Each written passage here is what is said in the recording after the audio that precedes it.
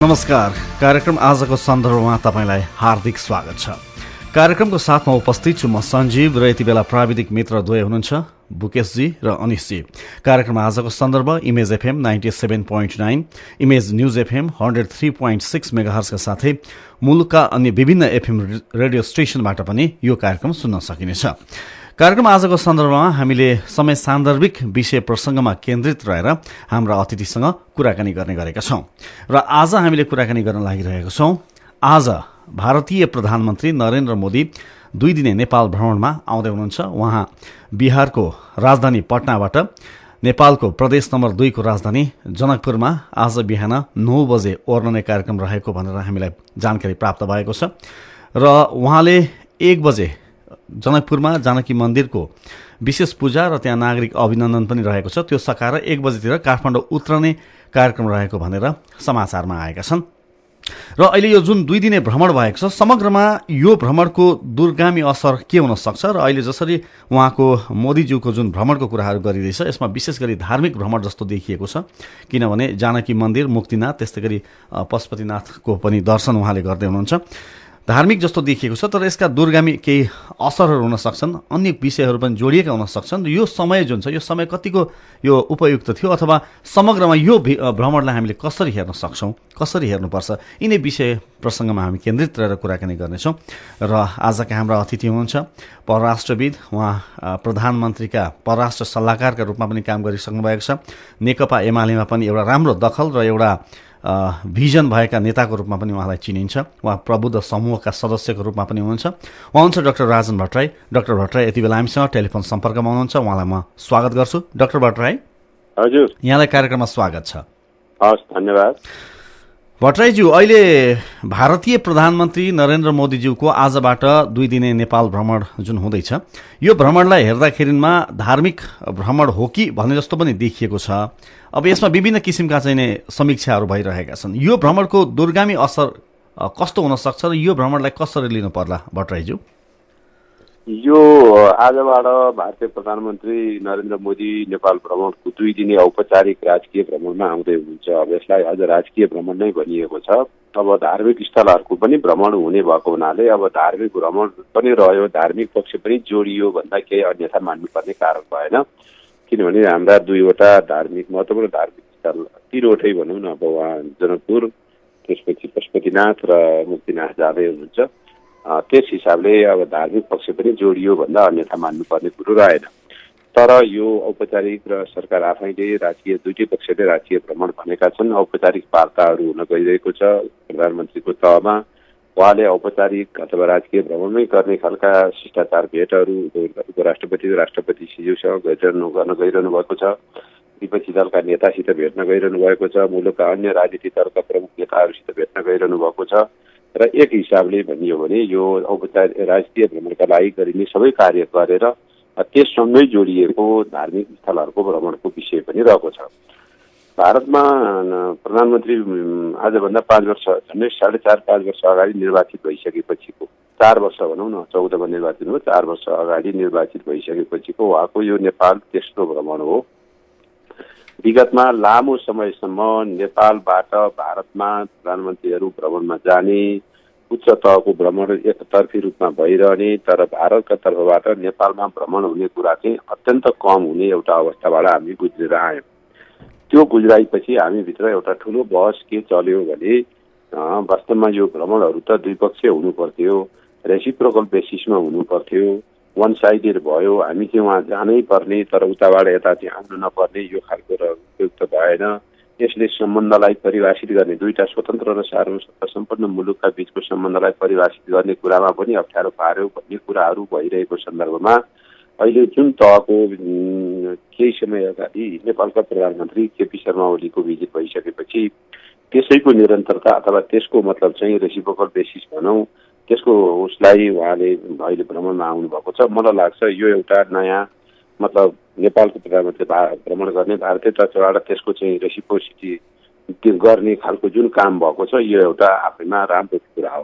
Doctor Bhattarai, अब doctor Bhattarai भन्नुहोस्, दोस्रो कुरा दोस्रो विषय के हो भन्नुलाई भने राजनीतिक हिसाबले हामी एउटा नयाँ ठाउँबाट अगाडि बढिरहेका छौँ। भारतसितको हाम्रो उतार चढावको सम्बन्ध रह्यो, तिक्तता पनि रह्यो। हामीले संविधान जारी गर्ने बेलामा गरिसकेपछि नाकाबन्दी पनि हामीले खेप्नु पर्यो। ती सबैलाई भारतले गरेको कुरा अनुचित हो, यसरी जानु उपयुक्त हुँदैन भन्ने अडान त्यति बेलाको नेतृत्वले लिँदै आयो। त्यसमा आम जनताको पनि समर्थन रह्यो र त्यो अडानलाई निरन्तरता दिने र अब नेपाल र भारतका बिचमा नेपालका निश्चित आन्तरिक मामिलाहरूमा हस्तक्षेप गर्ने अथवा त्यस आन्तरिक मामलाहरूमाथि टिप्पणी गर्ने, आफ्ना मतलब चाहिँ भनाइहरू राख्ने खालको जुन भारतको विगतको बानी व्यवहार प्रवृत्ति थियो, त्यो प्रवृत्तिहरूको अन्त्य हुनुपर्छ भन्ने हाम्रो अडान र हाम्रो भनाइलाई स्थापित गराएर अगाडि जाने कुरा नै मलाई लाग्छ राजनीतिक तहमा र एउटा अविश्वासको जुन एउटा वातावरण बनेको थियो, तिक्तता बनेको थियो, त्यो तिक्तता र अविश्वासलाई घटाएर अगाडि जाने हो।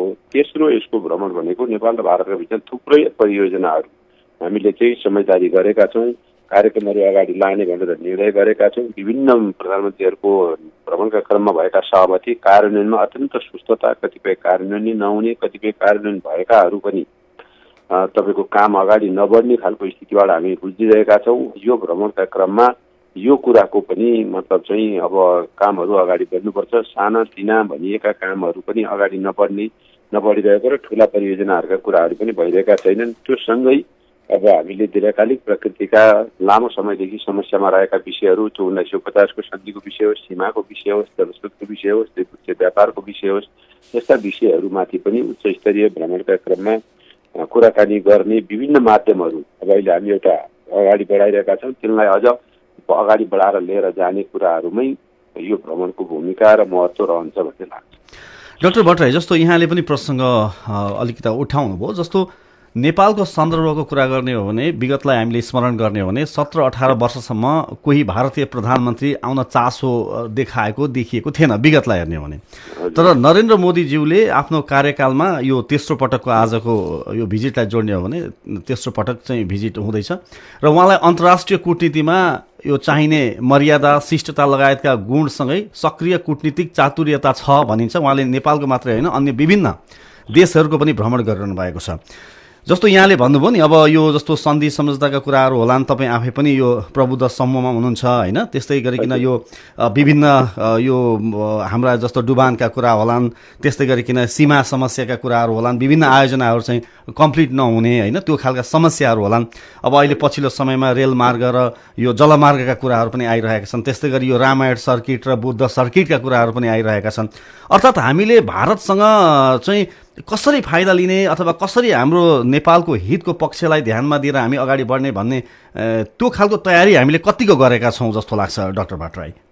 हामीले तयारी गरेका छौँ, हामीले छौँ भन्ने नै मैले पाएको छु र मलाई के लाग्छ भन्दा भने हामीले नेपाल र भारत वा नेपाल र चीन वा नेपाल र अर्को कुनै तेस्रो मुलुकसँगको हाम्रो सम्बन्धको आधार भनेकै हाम्रो आधारभूत रूपमा हाम्रो राष्ट्रहित, हाम्रो जनताको हितलाई ध्यानमा राखेर गर्ने हो। हामीले आन्तरिक रूपमा हाम्रा विषयहरू जे मतलब चाहिँ तय गरेका छौँ हाम्रो अगाडि जानका लागि। अब एउटा राजनीतिक स्थिरता प्राप्ति भइसकेपछि आर्थिक विकास र समृद्धिको बाटोतर्फ हामी जान खोजिरहेका छौँ। त्यो बाटोतर्फ हामी अगाडि बढ्न लाग्दाखेरि हामीले केही आधारभूत कुराहरू हाम्रा छिमेकीहरूसित पनि टुङ्ग्याउनु पर्नेछ।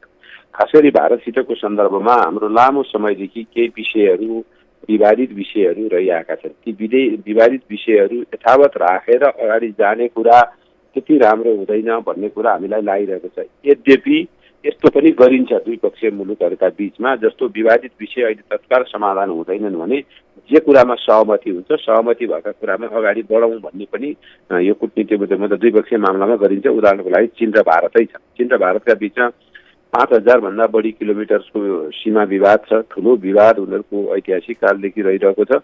तर उनीहरूले अब त्यो विवाद रहिरहेर अब केही पनि नगर्ने भनेर नबसौँ, अब हामी चाहिँ मिल्न सक्ने आर्थिक द्विपक्षीय आर्थिक लगानी, द्विपक्षीय व्यापार, अरू सामाजिक सांस्कृतिक राजनीतिक विषयहरूमा सहकार्य गरेर जाउँ, सीमाको विवादमा नि छलफल गर्दै जाउँ र एउटा ठाउँमा पुगेर हामी टुङ्ग्याउँला भनेर उनीहरूले त्यस खालको एप्रोच लिए।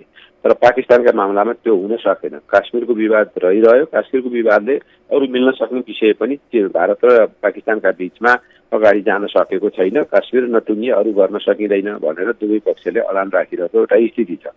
त्यसो हुँदा हाम्रो सन्दर्भमा के हो भने हाम्रो त्यो तहको त्यति गम्भीर विषयका विवादहरू नभए तापनि ऐतिहासिक कालदेखि हामीमाथि एक किसिमले भेदभावपूर्ण र असमान किसिमका सन्धि सम्झौताहरू र केही ठाउँमा सीमाको समेत समस्याहरू रहिरहेको एउटा स्थिति छ। यी विषयहरूलाई मतलब टुङ्ग्याएर त्यसपछि अब हामीले जुन आर्थिक विकासको बाटो समाउन खोजेका छौँ त्यो आर्थिक विकासका लागि के विषयमा हामी समझदारी गरेर अगाडि जान सक्छौँ, के कुरा गर्दा हाम्रो पनि आर्थिक विकासलाई अगाडि बढाएर लिएर जान सकिन्छ र भारतको तर्फमा भारतका लागि पनि त्यसले खासै हानि गर्दैन, त्यस्ता विषयहरूलाई पहिचान गरी तिनीहरूका पहिले आएर त्यो पहिले आएका आधारमा हामी अगाडि जाने कुरा हाम्रो रहनुपर्छ। र अहिलेको सन्दर्भमा पनि हाम्रो के हो त भनेर भन्दाखेरि हामीले जुन मतलब चाहिँ आर्थिक विकासको बाटोका लागि हामीलाई पूर्वाधारको विकासको जरुरी छ, त्यसका लागि हामीले रेलको कुरा गरेका छौँ। हामीलाई मतलब चाहिँ हाम्रो तेस्रो मुलुकसितको व्यापारको कुरा अहिले हामीले अगाडि बढाउन सकिरहेका छैनौँ। हाम्रो भारतसितको व्यापार घाटा अतुलनीय भइसकेको छ।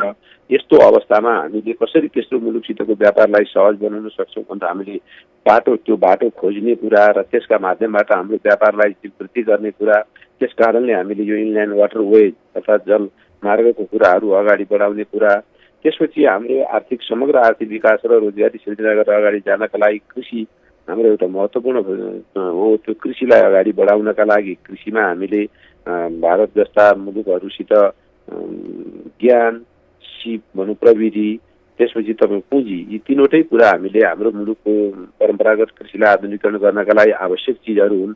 त्यसमा यो आवश्यक ज्ञान, पुँजी र प्रविधिलाई भित्र्याउन कसरी सकिन्छ यस विषयमा पनि हाम्रो ध्यान जानुपर्ने कुरा, यस्ता विषयहरू रहेका छन् भने त्यसभन्दा बाहेक विगतमै केही कुराहरू अगाडि बढेर रोकिएका विषय जुन मैले अघि पनि भने ती रोकिएका विषय अगाडि बढाउन जरुरी हुन्छ भन्ने लाग्छ। अब डाक्टर भट्टराई, जस्तो भारतीय पक्षबाट अहिले हेर्दाखेरि नेपालसँगको सम्बन्ध सुधार र फर्दर भविष्यको लागि चाहिँ कसरी अगाडि बढ्न सकिन्छ, सहकार्य गर्न सकिन्छ भन्ने बढी इच्छा हो कि के हो? अथवा जस्तो ट्विट गर्नुभएको छ नि भारतीय प्रधानमन्त्री नरेन्द्र मोदीज्यूले हिजो मात्रै, त्यहाँ एउटा जुन लाइन छ, I will be holding extensive talk with PM Oli on ways to further depend bilateral cooperation भनेको द्विपक्षीय साझेदारीलाई थप गहिरो बनाउने उपायका लागि प्रधानमन्त्री ओलीज्यूसँग विस्तृत चर्चा गर्नेछु भन्दा यसले के सङ्केत गरिरहेको छ? अलिकति बढी आतुर अथवा नेपालसँग सहकार्य गर्न इच्छा अथवा उहाँहरू चाहिँ स्ट्यान्ड बाई एकदम हामी तयारी अवस्थामा रहेको, अथवा यसको अर्थ कसरी लिन सक्छौँ डाक्टर भट्टराई? यसको अर्थ हामीले सकारात्मक रूपमा लिन सक्छौँ। उहाँहरू अहिले छिमेक सम्बन्धलाई अगाडि बढाउन चाहनु भएको छ, छिमेकभित्र पनि नेपालसितको सम्बन्धलाई प्राथमिकतामा राख्नु भएको छ र म चाहिँ अलि डिटेलमै कुराकानी गरेर केही निचोडमा पुग्न चाहन्छु भन्ने उहाँको ट्विटले त्यो जनाउँछ होइन। उहाँले 3वटा ट्विट गर्नुभएको छ हिजो मात्रै, र त्यो 3वटाको पछिल्लो ट्विट भन्नुहुन्छ भने त्यो चाहिँ मतलब नेपालको जुन नेपालले एउटा सुखी नेपाली र समृद्ध नेपालको सपना बोकेको छ त्यसमा भारतले साथ लाएर अगाडि जान तयार छ भन्ने कुरा गर्नुभएको छ। त्यो सकारात्मक पक्ष हो।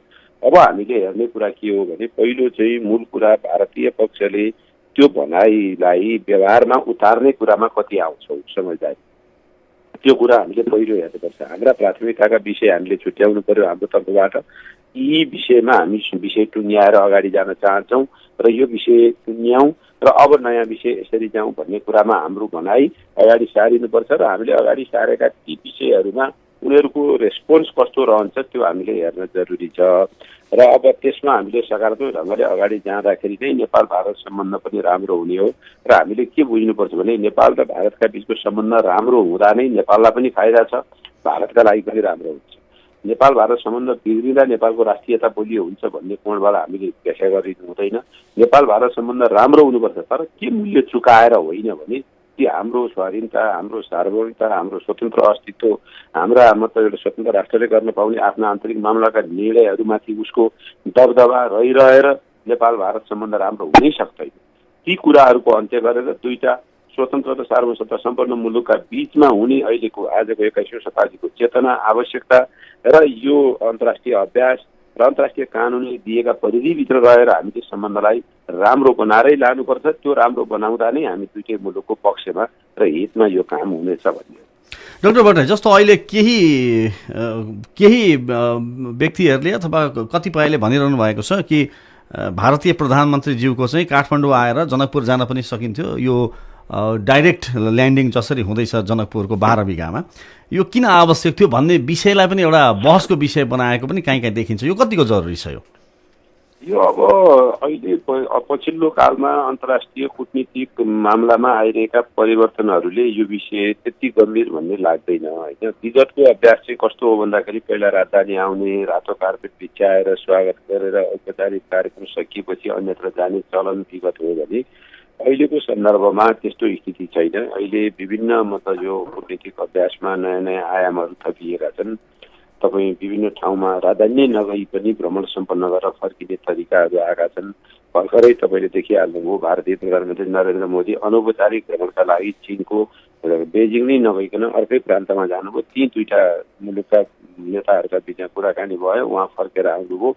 त्यो अनौपचारिकै हो भनेर टुङ्गिआइयो। अब यो खालको हो भने कल्पना नै गर्न सकिँदैन थियो अलि अगाडिसम्म होइन, यस्तो हुन्छ भन्ने कुरो। त्यस्तै तपाईँले भारतीय चिनिया राष्ट्रपति पहिला भारत भ्रमणमा जाँदा उहाँ पहिला सुरु चाहिँ गुजरातबाट गर्नुभयो। अब तपाईँ विभिन्न ठाउँमा यो अभ्यास छ। चीन र अमेरिकाका बिचमा पनि त्यो अभ्यास हामी पाउँछौँ। सिङ्गापुर भारतका बिचमा पनि त्यो अभ्यास पाउँछौँ। सिङ्गापुरले अरू मुलुकहरूसित जाँदाखेरि वा अस्ति मात्रै हिजो प्रधानमन्त्री भारत भ्रमणमा आउँदा मुम्बईबाट आउनुभयो। यस्तो चलनहरू आम रूपमा चलिआएका विषयहरू छन्। हाम्रा लागि यो पहिलोपटक भएको हुनाले अलिक नयाँ कुरा यो किन भएको होला भन्ने मान्छेलाई परेको छ। यो चाहिँ आफैमा अभ्यस्त हुँदै गएपछि यसले खासै असर गर्छ जस्तो मलाई लाग्दैन। डाक्टर भट्टराई, जस्तो अब नेपालले विशेष गरिकन दुई छिमेकी मुलुकसँगको सम्बन्धलाई एउटा सन्तुलनको सम्बन्धको रूपमा प्राथमिकतामा राख्ने भनेर हामीले एउटा सबैले त्यो कुरा बुझेकै कुरा छ होइन। सन्तुलनको नीति एउटा नेपाल कसैको पनि पक्षमा जान सक्दैन। तर बेला बेलामा आउँछ नि यो भारतको विकल्प चीन हो अथवा चीनसँग चित्त नबुझ्दा भारत, भारतसँग चित्त नबुझ्दा चीन, यो खालका कुराहरू जुन आउँछन् यो चाहिने कुरा हुन् अथवा यो सस्तो प्रचार हो? यसलाई कसरी लिनु भएको छ यहाँले? यो बेठिक कुरा हो। हामीले हाम्रो सम्बन्धलाई कसरी बुझ्नुपर्छ भने हामी स्वतन्त्र मुलुकको अर्को स्वतन्त्र मुलुकसितको सम्बन्ध त्यो आफैमा स्वतन्त्र छ। अथवा नेपाल र भारतका बीचको सम्बन्ध स्वतन्त्र विषय हो भने नेपाल र चीनसितको विषय अर्को स्वतन्त्र विषय हो। नेपाल र भुटानसितको सम्बन्ध अर्को स्वतन्त्र विषय हो र नेपाल र बङ्गलादेशको सम्बन्धको विषय स्वतन्त्र हो।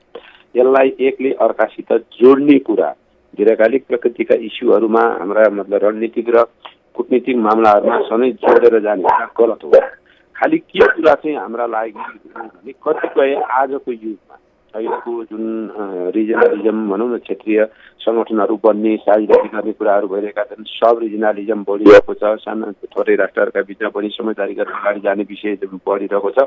ती विषयहरूको सन्दर्भमा पनि के का लागि साझेदारी गर्ने, कुन कुन विषयमा समझदारी गरेर जाने भन्ने विषयको पहिला पहिचान गरिन्छ, त्यसमा सहमति जुटाइन्छ, अनि साझेदारीका कुराहरू अगाडि बढाएर लगिन्छ। अहिलेको सन्दर्भ पनि के हो भने चीन, भारत, नेपालका बिचमा के कुरामा हामी साझेदारी गरेर जान सक्छौँ, त्यस्ता सम्भावनाहरू छन्। त्यो सम्भावनाको खोजी गरौँ भन्ने कुरा नाजायज होइन। ती विषयहरू के हुन सक्छन् पहिचान गरौँ र तिनीहरू साझेदारीका काममा अगाडि जाउँ भन्ने कुरा जायज छ। तर नेपाल, चीन, भारत साझेदारी भनेर यो चाहिँ सधैँभरिको सबै विषयमा साझेदारी हुनसक्छ, यी तीनटा मुलुकको सबै कुरामा समानता मिल्छ, त्यसमा साझेदार समझदारी गरेर जान सकिन्छ भन्ने निष्कर्ष गलत एउटा होइन। अर्को चाहिँ अब नेपालको भारतसित सम्बन्धको कुरा उठ्ने बित्तिकै चीन तानिने, चीनसितको सम्बन्धको कुरा, नेपाल चीनसितको सम्बन्धको कुरा उठ्ने बित्तिकै भारत तानिने, यो खालको गलत परम्परालाई पनि हामीले अन्त्य गर्नुपर्छ। र हामीले मैले अहिले सुरुमा भने जस्तो नेपाल भारत सम्बन्ध स्वतन्त्र विषय हो भने नेपाल चीन विषय सम्बन्ध पनि स्वतन्त्र विषय हो। यसरी बुझिनुपर्छ।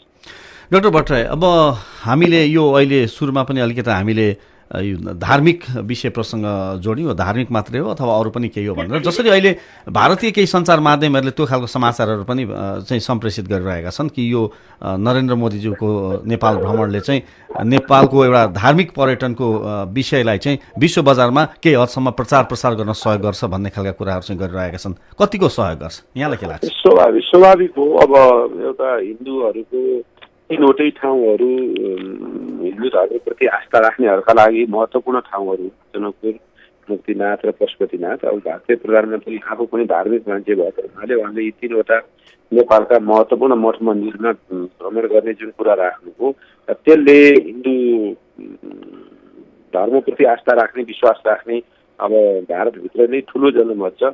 त्यो जनमतलाई का बिचमा यी ठाउँहरूका बारेमा प्रचार प्रसार हुने कुराले सकारात्मक भूमिका नै खेल्छ भनेर हामीले बुझ्नुपर्छ। धार्मिक पर्यटकहरू भित्राउने कुरामा यसले सकारात्मक भूमिका खेल्छ भन्ने नै हामीले बुझ्यौँ। डाक्टर भट्टराई, यहाँले हामीलाई समय दिनुभयो, हामीसँग कुराकानी गरिदिनु भयो, यहाँलाई धेरै धेरै धन्यवाद छ। ल तपाईँलाई पनि धेरै धेरै धन्यवाद। उहाँ नेकपा एमालेका नेता परराष्ट्रविद डाक्टर राजन भट्टराई, उहाँ प्रबुद्ध समूहको सदस्य पनि हुनुहुन्छ। अब हामी कुराकानी गर्नेछौँ नेपाली कङ्ग्रेसका नेता पूर्व मन्त्री डाक्टर रामशरण महतज्यू यति बेला हामीसँग टेलिफोन सम्पर्कमा हुनुहुन्छ, उहाँसँग हामी कुराकानी गर्छौँ। डाक्टर महत, हजुर, यहाँलाई कार्यक्रममा स्वागत छ। हजुर, धन्यवाद। डाक्टर महत, अहिले जसरी भारतीय प्रधानमन्त्री नरेन्द्र मोदीज्यूको आज र भोलि 2 दिने जुन नेपाल भ्रमण हुँदैछ, यो तेस्रो पटक उहाँको कार्यकालमा, यो भ्रमणको दूरगामी असर के हुन सक्छ र यो कतिको राइट टाइम हो? होइन, भ्रमण त हेर्नुहोस्, भारतका प्रधानमन्त्री, नेपालका प्रधानमन्त्री चाहिँ हिन्दुस्तानमा पटक पटक गइरहनुहुन्थ्यो, वर्षमा 2 चोटि 3 चोटिसम्म पनि चाहिँ पुगेका छन्। अब हिन्दुस्तानको प्रधानमन्त्री नेपालमा चाहिँ बिरलै आउने गर्नुहुन्थ्यो, 10 वर्ष 5 वर्षमा एकचोटि।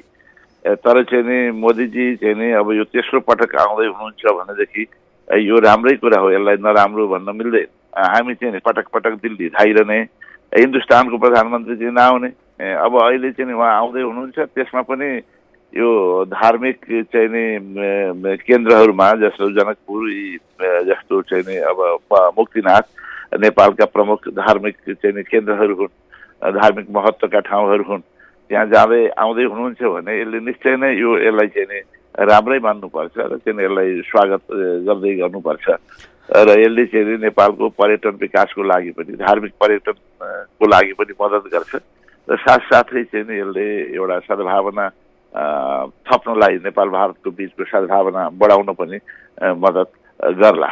तर यसको अर्थ यो होइन कि नेपाल भारतका बिचमा कतिपय चाहिँ मुद्दाहरू छन्, कतिपय विषयहरू छन्, त्यसलाई समाधान गर्नु पनि जरुरी छ र मलाई आशा छ यो भ्रमणले चाहिँ नि त्यो समस्याहरू समाधानतर्फ पनि चाहिँ नि केही योगदान पुर्याउन सक्यो भने त्यो देशको लागि चाहिँ नि राम्रो हुनेछ। डाक्टर महत, जस्तो भनौँ न, यहाँले यो विभिन्न एजेन्डाको कुरा गर्दा सन्धि सम्झौता कार्यान्वयनदेखि लिएर अब अहिले भनौँ न सीमा विवाद होलान्, डुबानका कुराहरू होलान्, होइन, विभिन्न आयोजनाहरू चाहिँ टाइममा कम्प्लिट नभएका कुराहरू होलान्, पछिल्लो समयमा रेलमार्ग र यो जलमार्गका कुराहरू पनि जोडिएका छन् र उहाँको ट्विट हेर्दाखेरिमा चाहिँ उहाँले जसरी एकदमै पछि द्विपक्षीय साझेदारीलाई चाहिँ थप गहिरो बनाउने उपायका लागि प्रधानमन्त्री केपी शर्मा ओलीज्यूसँग विस्तृत चर्चा गर्छु भन्ने खालको कुरा पनि उहाँले चाहिँ ट्विट गरेर हिजो हाल्नुभएको छ ट्विटरमा, होइन, र उहाँलाई चाहिँ यो अन्तर्राष्ट्रिय कूटनीतिमा चाहिँ एकदमै चातुर्यको रूपमा पनि मानिन्छ, उहाँलाई एकदमै सक्षम रूपमा मानिन्छ। त्यसको लागि नेपालले कतिको तयार गरेको छ? किनभने हामीले त हाम्रो देशको हितको लागि फाइदा लिन सक्नु पर्यो नि। कुरो चाहिँ नि हाम्रो आफ्नो प्राथमिकता के हो त्यसमा हामी स्पष्ट हुनुपर्छ। हाम्रो नेसनल इन्ट्रेस्टको कुरो त हामीले हेर्नुपर्छ। मोदीजीले त एउटा जनरल कुरा गर्नुभयो चाहिँ हामी सहकारी गर्छौँ, साझेदारी गर्छौँ, विकासमा सहयोग पुर्याउँछौँ भन्ने यी जनरल स्टेटमेन्टहरू भए। स्पेसिफिक तवरमा हाम्रो हित केमा हुन्छ भन्ने कुरो चाहिँ नि मैले पहिले पनि यो ओलीजी चाहिँ नि दिल्ली जानुभन्दा अगाडि परराष्ट्र मन्त्रीले चाहिँ आमन्त्रण गर्नुभएको यो एउटा चाहिँ सानो एउटा छलफल थियो, त्यसमा केही सुझावहरू दिएको थिए। यो पनि चाहियो, यो पनि चाहियो, यो पनि चाहियो भनेर चाहिँ लामो चाहिँ यो सपिङ लिस्ट र चाहिँ विस लिस्ट पेश गर्ने होइन, रियल प्राथमिकताका विषयहरू जसले नेपाललाई तुरुन्त कङ्क्रिट फाइदा दिन्छ, जुन समस्याहरूका रूपमा छन् त्यसतर्फ समाधानतर्फ नेपालले चाहिँ होमवर्क गरेर चाहिँ नि यो नै हाम्रो प्राथमिकता हो, यसमा तपाईँहरूको सहयोग चाहियो भनेर भन्नु पर्यो। त्यसमा मैले 4-5वटा कुरा 3-4वटा कुरा चाहिँ नि भनेको थिएँ। जस्तो व्यापार घाटा चाहिँ नि एकदम धान्नै नसक्ने किसिमले व्यापार घाटा चाहिँ बढिराखेको थियो हिन्दुस्तानसँग चाहिँ। यो कुरो चाहिँ नि पहिले मोदी आउँदा पनि चाहिँ नि सुशील कोइरालाजीको समयमा मैले नै यी कुराहरू चाहिँ नि त्यो वार्तामा चाहिँ अलिक स्ट्रङली राखेका थिएँ। त्यसमा चाहिँ नि मोदीले चाहिँ एप्रिसिएट पनि गर्नुभएको थियो र चाहिँ सारको मिटिङमा अब यो व्यापार घाटा अरू मुलुकहरूसँग हिन्दुस्तानको बढेको यो सस्टेन हुन सक्दैन भन्ने कुरो गरे पनि थिए। अब यसलाई नै अलिकति फलोअप गरेर व्यापार घाटा माने घटाउनको लागि हिन्दुस्तानको बजारमा नेपाली वस्तुहरूको पहुँच चाहिँ कसरी बढाउने, जस्तो 1996को सन्धिमा चाहिँ केही नयाँ व्यवस्था थियो, त्यसले बढाएको पनि थियो, पछि त्यो रोकियो। यी विषयहरू भयो। एयर रुटको विषय हाम्रो चाहिँ हवाई मार्ग चाहिँ थप हवाई मार्ग यो अत्यन्त नेपालको चाहिँ एउटा चाहिँ यो प्राथमिकताका विषय हो।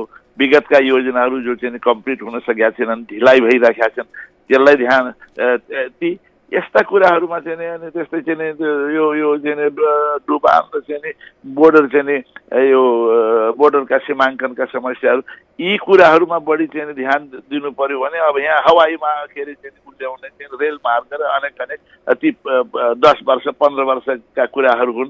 त्यसका चाहिँ अध्ययन पनि हाम्रो प्राथमिकता चाहिँ राम्रोसँग भइसकेका छैन। त्यसको अध्ययन चाहिँ कस्ट बेनिफिट त्यो फाइनान्सिङ मोडालिटी यी सब अध्ययन गरेर चाहिँ अगाडि बढाउनु पर्ने कुरो चाहिँ गर्दै नगरे एकैचोटि भन्ने त्यो चाहिँ हाम्रो चाहिँ सरकारले चाहिँ प्रचारमुखी हुई अब समस्यामुखी हाम्रो फेल्ट निड के हो, हाम्रो प्राथमिकता हुने हामीलाई चाहिँ गहिरो चाहिँ समस्या परेका कुराहरू के हुन् त्यसको तुरुन्त समाधान गर्ने, पछि हुने कुरो लङ टर्मका कुराहरू चाहिँ बिस्तारै चाहिँ होमवर्क गरेर अध्ययन गरेर पछि गर्ने त्यो हुनुपर्ने। त्यसकारण यसमा चाहिँ सरकारले आफ्नो प्राथमिकताहरूलाई चाहिँ स्पष्ट गर्न नसकेको त्यसमा मैले चाहिँ कमजोरी देखिरहेको छु।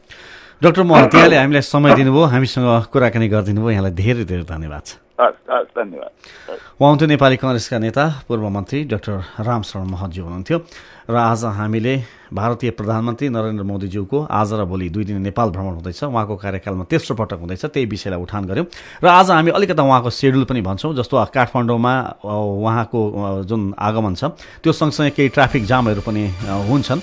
1 बजे उहाँ उत्रने कार्यक्रम रहेको छ र त्यसको लागि चाहिँ 3 कुनै तर्फबाट सिनामङ्गल एयरपोर्ट, गौशाला, चाभैल, बौद्ध, जोरपाटी लगायतका स्थानमा मोदीज्यू विमानस्थलमा अवतरण गर्नुपूर्व भने सवारी आवागमन बन्द हुने जानकारी पनि प्राप्त भएको छ र आज दिउँसो 4 बजे गार्ड अफ अनर प्रदान गर्ने कार्यक्रम रहेको छ। त्यस बेलामा पनि चाभैल, गौशाला, 3 कुनै, बानेश्वर, माइती घरको सवारी प्रभावित हुन सक्ने सम्भावित ठाउँ भनेर चाहिँ ट्राफिकले भनेको छ भने त्यस्तै गरी गार्ड अफ अनर लिएसँगै मोदीज्यू उपराष्ट्रपतिज्यू नन्दबहादुर पुनसँग भेटवार्ताका लागि कान्तिपथ जानुहुनेछ र उक्त समयमा पनि रत्न पार्क, जमल, दरबार मार्ग, लैनचोर लगायतका सडकहरू चाहिँ बन्द हुन सक्नेछन् भनिएको छ। उपराष्ट्रपतिज्यूसँगको भेटवार्तापछि मोदीज्यू राष्ट्रपति विद्यादेवी भण्डारीसँगको भेटवार्ताका लागि आज नै शीतल निवास जानुहुनेछ र त्यस क्रममा लैनचोर, महाराजगञ्ज, चक्रपथ क्षेत्रमा सवारी आगमन बन्द हुन सक्ने भनेर चाहिँ ट्राफिक व्यवस्थापनले बताएको छ। यो कुरा पनि हामीले जानकारी गरायौँ। प्राविधिक मित्रद्वय अनिश र बुकेशलाई धन्यवाद भन्दै कार्यक्रम आजको सन्दर्भबाट म सञ्जीव पनि बिदा हुन्छु। हामीलाई सुन्दै रहनुहोला। नमस्कार।